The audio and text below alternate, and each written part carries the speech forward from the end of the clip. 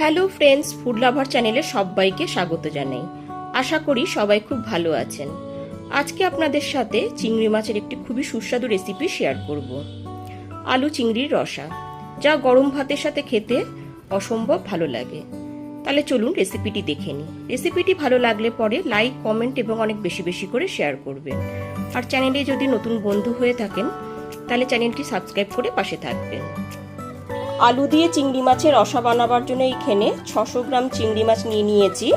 প্রথমে চিংড়ি মাছের খোসাটা ছাড়িয়ে খুব ভালো মতো পরিষ্কার করে জলে ধুয়ে তারপর জলটা ঝরিয়ে রেখেছি। আর নিয়েছি দুটো মাঝারি সাইজের আলু দুটোর খোসা ছাড়িয়ে তারপর এরকম ডুমো করে কেটে নিয়েছি। এবার চিংড়ি মাছটাকে লবণ আর হলুদ গুঁড়ো দিয়ে মেখে নেব। সমস্ত চিংড়ি মাছটাকে এখানে সামান্য পরিমাণ লবণ আর সামান্য পরিমাণ হলুদ গুঁড়ো দিয়ে খুব ভালো মতো মেখে নিয়েছি। তারপর ঢেকে 10 থেকে 12 মিনিটের জন্য রেখে দেব।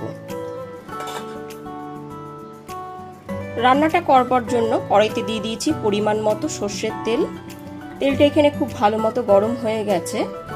তারপর কেটে ধুয়ে রাখা আলুর টুকরোগুলোকে দিয়ে দিচ্ছি।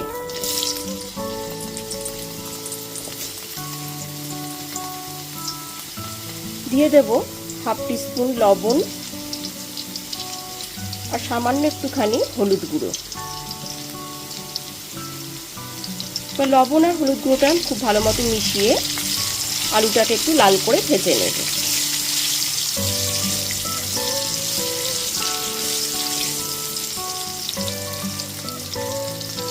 গ্যাসের ফ্লেমটা মিডিয়ামে করে 7 থেকে 8 মিনিট ধরে আলুটা এখানে লাল করে ভেজে নিয়েছি। আলুটা ভাজা হয়ে গেছে, এবার তেল থেকে তুলে নিচ্ছি। সমস্ত আলুগুলো ভেজে তুলে নেওয়ার পর এবার ওই একই তেলের মধ্যে লবণ আর হলুদ গুঁড়ো মাখানো চিংড়ি মাছগুলোকে দিয়ে দিচ্ছি। সমস্ত চিংড়ি মাছগুলোকে দিয়ে দেওয়ার পর গ্যাসের ফ্লেমটা মিডিয়ামে করে একটু নাড়াচাড়া করে চিংড়ি মাছগুলোকে ভেজে নেব। চিংড়ি মাছ কিন্তু খুব বেশি লাল করে ভাজার দরকার নেই।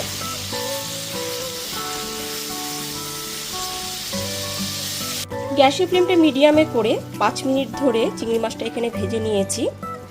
চিংড়ি মাছটা এখানে ভাজা হয়ে গেছে, এবার তেল থেকে তুলে নিচ্ছি। সমস্ত চিংড়ি মাছগুলো ভেজে তুলে নেওয়ার পর এবার ওই একই তেলের মধ্যে দিয়ে দেব দুটো তেজপাতা আর দুটো শুকনো লঙ্কা। তেজপাতা শুকনো লঙ্কাটা একটুখানি হালকা করে গ্যাসের ফ্লেমটা লোতে রেখে ভেজে নিচ্ছি। তেজপাতা শুকনো লঙ্কাটা এখানে হালকা করে ভেজে নিয়েছি। তারপরে এতে দিয়ে দিচ্ছি দুটো মিডিয়াম সাইজের চপ করে নেওয়া পেঁয়াজ কুচি।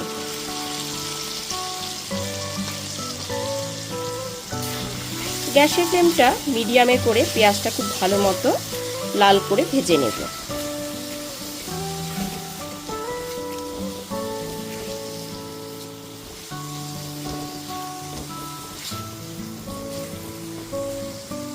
পেঁয়াজটা দিয়ে দেওয়ার পর পেঁয়াজটা যাতে খুব তাড়াতাড়ি নরম হয়ে যায় ওই জন্য এতে দিয়ে দিচ্ছি হাফ টিস্পুন লবণ।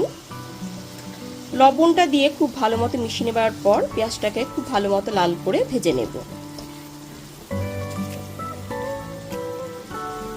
এবার একটা মশলার পেস্ট রেডি করে নেব। তার জন্য মিক্সার জারে নিয়েছি 10টা থেকে 12টা রসুনের কোয়া, 1 ইঞ্চ আদা আর 4টে কাঁচা লঙ্কা। ঝালটা অবশ্যই আপনারা আপনাদের স্বাদ অনুযায়ী দেবেন। এবারে এর একটা পেস্ট রেডি করে নেব।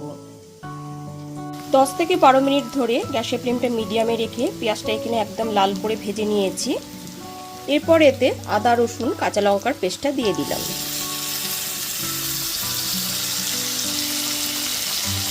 এরপর গ্যাসের ফ্লেমটা মিডিয়ামে করে খুব ভালো মতো আদা রসুন পেস্টটা কষিয়ে নিতে হবে যতক্ষণ না পর্যন্ত এর থেকে কাঁচা গন্ধ চলে যাচ্ছে।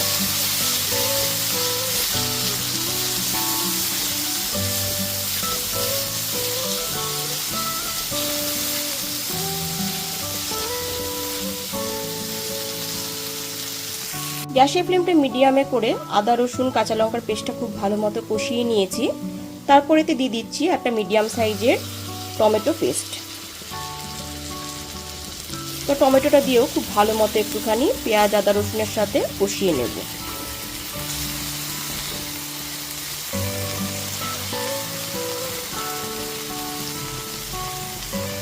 টমেটোটা দিয়ে খুব ভালো মতো কষিয়ে নিয়েছি। এরপর এতে গুঁড়ো মশলাগুলো অ্যাড করে দেবো। দিয়ে দিচ্ছি হাফ টিস্পুন হলুদ গুঁড়ো, ভর্তি 1 টিস্পুন জিরের গুঁড়ো আর 1 টিস্পুন কাশ্মীরি লঙ্কার গুঁড়ো। এতে কালারটা কিন্তু খুবই ভালো আসবে। আর দিয়ে দেব পরিমাণ মতো জল। এরপর গ্যাসের ফ্লেমটা মিডিয়ামে করে মশলাটা থেকে যতক্ষণ না পর্যন্ত তেল ছেড়ে আসছে ততক্ষণ পর্যন্ত খুব ভালো মতো কষিয়ে নেব।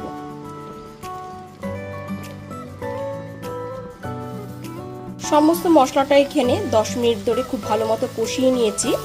আর মশলাটা থেকে দেখুন তেলও ছেড়ে এসছে। এরপর এতে দিয়ে দিচ্ছি স্বাদ মতো লবণ। আর যেহেতু টমেটো পড়েছে ওই স্বাদটাকে ব্যালেন্স করার জন্য দিয়ে দিচ্ছি 1 টিস্পুন চিনি। লবণ আর চিনিটা দিয়ে খুব ভালো মতো মিশিয়ে নেব।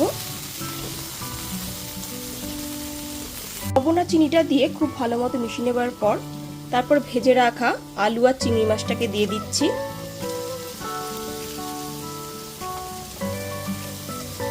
তারপর ভেজে রাখা আলু আর চিংড়ি মাছটা দিয়ে মশলার সাথে 5 থেকে 7 মিনিট ধরে খুব ভালো মতো কষিয়ে নেব।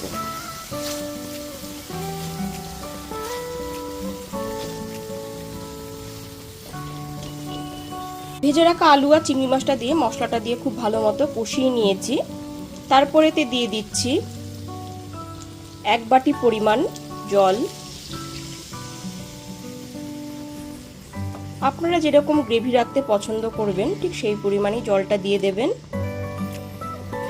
জলটা দিয়ে খুব ভালো মতো একটু মিশিয়ে নিলাম।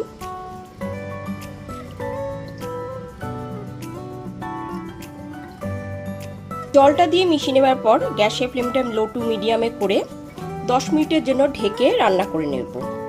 এতে আলুটা খুব ভালো মতো সুসেদ্ধ হয়ে যাবে। এইবার ঢাকনাটা খুলে দেখে নিচ্ছি।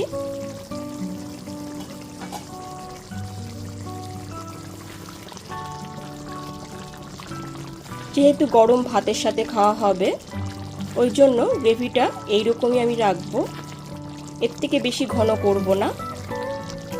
যেহেতু ঢাকা চাপা দিয়ে রান্নাটা করা হয়েছিল ওই জন্য আলুটা খুব ভালো মতো সুসেদ্ধ হয়ে গেছে।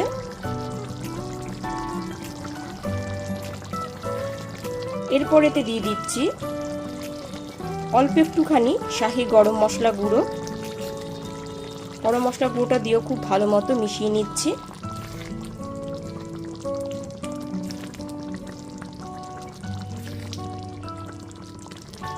গরম মশলা গুঁড়োটা দিয়ে খুব ভালো মতো মিশিয়ে নেবার পর ঠিক এই পর্যায়ে গ্যাসের ফ্লেমটা অফ করে দিলাম। ব্যাস এইবার একদমই ফাইনালি তৈরি হয়ে গেল আলু চিংড়ির রসা।